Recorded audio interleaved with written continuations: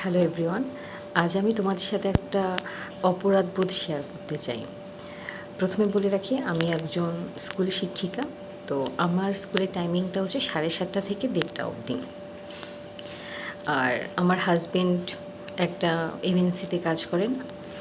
তো ওর বেশিরভাগ সময় টাইমিংটা থাকে 11টা থেকে যতক্ষণ ওর কাজ করে। তো আমি স্কুল জয়েন করি যখন বিনুর বয়স 9 মাস। তো তখন কি হতো, বিনু 8টা বাজে একবার ওকে যদি খাইয়ে দেওয়া হতো তো ও ঘুমোতো, ঘুমিয়ে 10টা বাজে উঠতো। আর তারপরে কিছুটা সময় এদিক ওদিক খেলতো। আর আমিও 1:30 বাজে আমার স্কুল ছুটি হলে, যেহেতু বাড়ির খুব কাছে স্কুলটা, আমিও 2টোর মধ্যে, 2টো না 2:45 মধ্যেই চলে আসতাম। স্কুল থেকে আমার বাড়ি আসতে মাত্র 10 মিনিট লাগে। তো তখন খুব একটা প্রবলেম হয়নি। তাপসও বাড়িতে থাকতো, ওয়ার্ক ফ্রম হোম বেশিরভাগ সময় ছিল। প্রবলেমটা হয়ে গেছে এখন, কারণ আস্তে আস্তে ও আর ওয়ার্ক ফ্রম হোম সেভাবে করতে পারে না, ওকে অফিস যেতে হয়। আর বিনুকে আমরা ঠিক করেছি একটা প্লে স্কুলে ভর্তি করাবো, কারণ বিনুর বয়স প্রায় 3 বছরের কাছাকাছি, ধরো 2 বছর 10 মাস। তো সত্যি বলতে এর মধ্যে বিনু খুব একটা অসুস্থ কোনো দিনই হয়নি, তাই এই অপরাধবোধগুলো আমার মধ্যে কোনো দিন কাজ করেনি। আমাদের একজন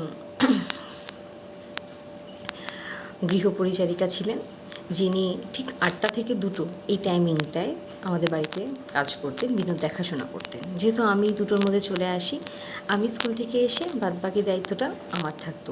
বিনুর খাবার তৈরি করা, বিনুর সন্ধেবেলা কী খাবে, বিনুকে ঘুরতে নিয়ে যাওয়া, সন্ধেবেলা কী করবে, সমস্ত কিছু। তো তখন কোনো দিন মনটা খারাপও হয়নি, কারণ এই রকম সিচুয়েশান আমি এর আগে ফেস করিনি। তো বিনুকে যখন ভর্তি করালাম এই বছর 1 এপ্রিল, আমি আমার স্কুল থেকে ছুটি নিয়েছি। ছুটি নিয়ে আমি আর তাপস স্কুলের বাইরেই বসেছিলাম, যদি ছেলে কান্নাকাটি করে, প্রথম স্কুলে যাচ্ছে। তারপরে আজকে এপ্রিল মাসে 20 তারিখ, এই কয়েকদিনের মধ্যে আমি আর ওকে স্কুলে নিয়ে যাইনি, বা স্কুল থেকে নিয়েও আসিনি।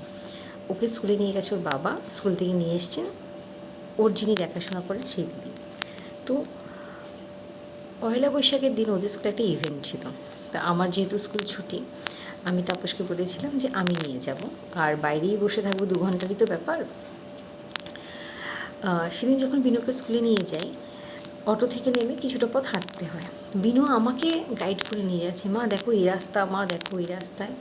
আর যখন ওদের স্কুলে দারোয়ানজিকে দেখলো, তখন ও দেখাচ্ছে দেখো এইটা স্কুল।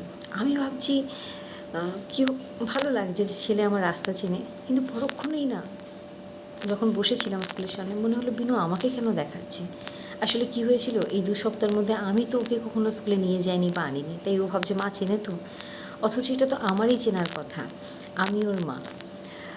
যাই হোক, এই ঘটনার পরে আমি না আর পরপর 2 দিন আমার স্কুলে আর যাইনি, শরীর খারাপ বলে আমি বাড়িতেই ছিলাম।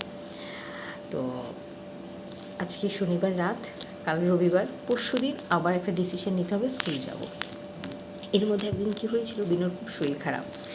হঠাৎ করে ধরো 5টার সময় উঠে বমি করছে, আর বমিটার মধ্যে কিছু নেই, শুধু জল বেরোচ্ছে। তো ওকে একটু আদর করে খাইয়ে দিয়ে ঘুম পাড়ালাম। তো দেখলাম 6:45 নাগাদ ঘুমিয়ে পড়েছে। যেহেতু স্কুল আমার খুব বাড়ির কাছে, তাপস বলল তুমি যাও, কোনো অসুবিধা নেই। তো ও ঘুমাচ্ছে বিনু, আমার মনে হলো হ্যাঁ যাওয়াই যায়, আর প্রাইভেট স্কুলে ছুটিও পাওয়া যায় না। বাড়ি থেকে বেরোতে না বেরোতেই তাপস বলছে যে ও কিন্তু তুমি বেরোনোর সাথে সাথেই কান্নাকাটি শুরু করেছে, আরেকবার কিন্তু ও পটিও করেছে, বমিও করেছে। তো আমি বললাম যে তুমি তো 11টা অবধি আছো, যদি তুমি অফিস যাওয়ার পরে কোনো প্রবলেম হয় তাহলে দিদিকে বলো আমাকে জানিয়ে দিতে, আমি চলে আসবো। তো তাপস অফিস চলে যায়। ঠিক 12টার সময় বিনু যিনি দেখাশোনা করেন উনি বললেন যে বৌদি চলে এসো, তোমার ছেলে বমি করছে, আবার পটিও করছে, ওকে ডাক্তারের কাছে নিতে হবে। তো আমি তাড়াতাড়ি ছুটে বাড়ি গেলাম, বাড়ি গিয়ে ওকে মেডিসিন দিলাম, ডাক্তারের কাছে নিলাম, সমস্ত কিছু হলো। কিন্তু তারপর থেকে না একটা অপরাধবোধ কাজ করছে, মনে হচ্ছে এই টাইমটা তো আমার ছেলেকে দেওয়ার কথা। একটা প্রাইভেট স্কুলে চাকরি করি, নিজের কোনো সময় বলে কিছু থাকে না। তো একটা সময় আসবে যখন বিনু স্কুলের সামনে দাঁড়ালে বিনু অফেন্ডেড হবে, কেন মা তুমি দাঁড়িয়ে আছো, এটা তো আমার বন্ধুদের সাথে কাটানোর সময়। আর এখন একটা সময় যখন বিনুর মাকে দেখে খুশি হবে। ডিসাইড করলাম আর চাকরিটা করব না, আবার যখন বিনু একটু বড় হবে, মন যখন শান্ত হবে তখন করব।